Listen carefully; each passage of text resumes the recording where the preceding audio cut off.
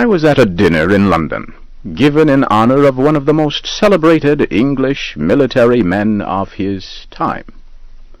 I do not want to tell you his real name and titles. I will just call him Lieutenant General Lord Arthur Scoresby.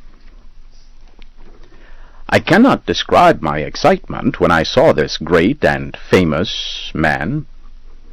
There he sat, the man himself, in person, all covered with medals.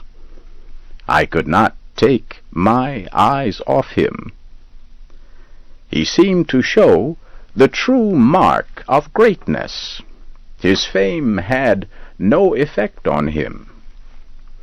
The hundreds of eyes watching him, the worship of so many people, did not seem to make any difference to him. Next to me sat a clergyman, who was an old friend of mine. He was not always a clergyman. During the first half of his life, he was a teacher in the military school at Woolwich. There was a strange look in his eye as he leaned toward me and whispered, "Privately, he is a complete fool." He meant, of course, the hero of our dinner. This came as a shock to me. I looked hard at my friend. I could not have been more surprised if he had said the same thing about Napoleon, or Socrates, or Solomon. But I was sure of two things about the clergyman. He always spoke the truth, and his judgment of men was good.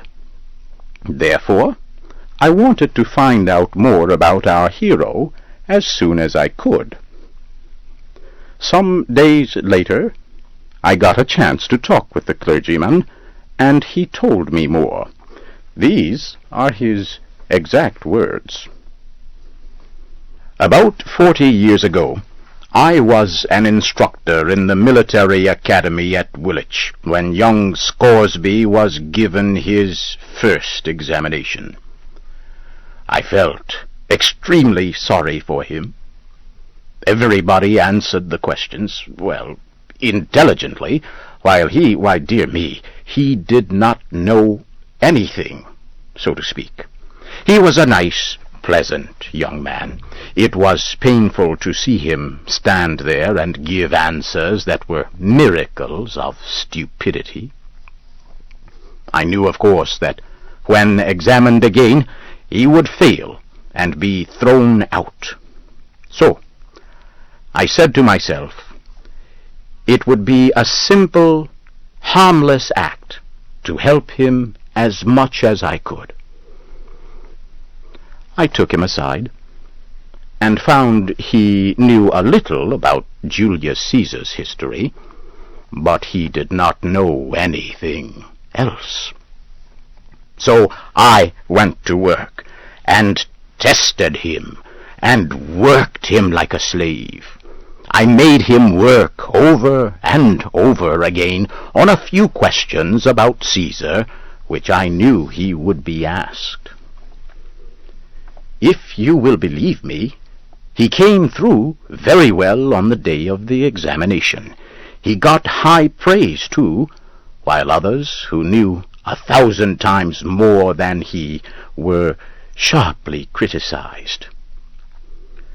By some strange, lucky accident, he was asked no questions but those I made him study. Such an accident does not happen more than once in 100 years. Well, all through his studies, I stood by him with the feeling a mother has for a disabled child. And he always saved himself by some miracle. I thought that what in the end would destroy him would be the mathematics examination. I decided to make his end as painless as possible. So I pushed facts into his stupid head for hours. Finally, I let him go to the examination to experience what I was sure would be his dismissal from school.